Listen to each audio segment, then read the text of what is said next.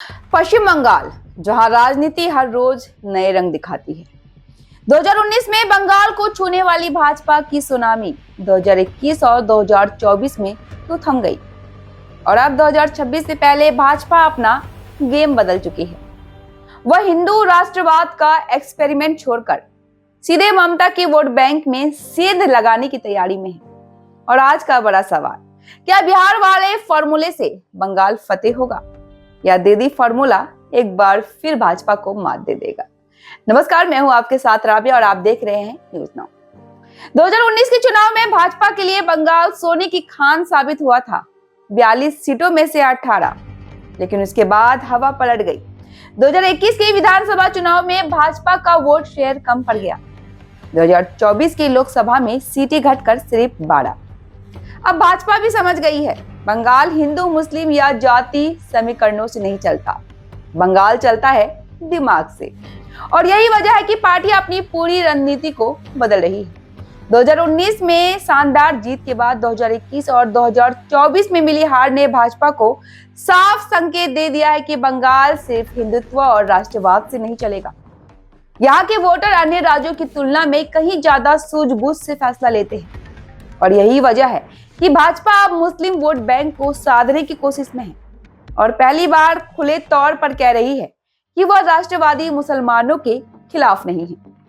प्रदेश अध्यक्ष समीक भट्टाचार्य और शुभेंदु अधिकारी तक अपना सुर नरम कर चुके हैं और कह रहे हैं कि बंगाल के मुस्लिम सिर्फ वोट बैंक नहीं है। और ये वही भाजपा है जो बिहार में एसआईआर पर घुसपैठियों को सबसे बड़ा मुद्दा बना रही थी, लेकिन बंगाल में स्वर बदला हुआ है। संदेश साफ है, भाजपा अब टीएमसी से नाराज मुस्लिम वोटों पर नजर गड़ाए बैठी है। लेकिन दीदी भी कोई कम खिलाड़ी नहीं है। महिला प्लस मुस्लिम, ये 2M उनका किला है और लक्ष्मी भंडार जैसी योजनाओं ने महिलाओं को मजबूती से उनकी तरफ खड़ा कर दिया है।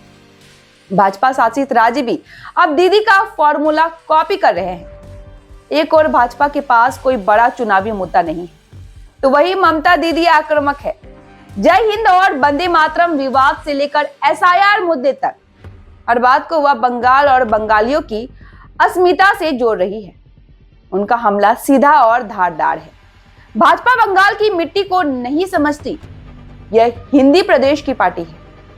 तो तस्वीर साफ है, बंगाल में 2026 का चुनाव सिर्फ राजनीति नहीं, मान सम्मान, अस्मिता, रणनीति और वोट बैंक का महायुद्ध बनने जा रहा है।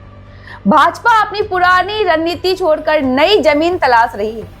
दीदी अपने वोट बैंक को और मजबूत कर रही है और जनता, बंगाल की जनता किसी से कम नहीं, वह समझदारी से वोट देती है और यही बात भाजपा के लिए सबसे बड़ी चुनौती है।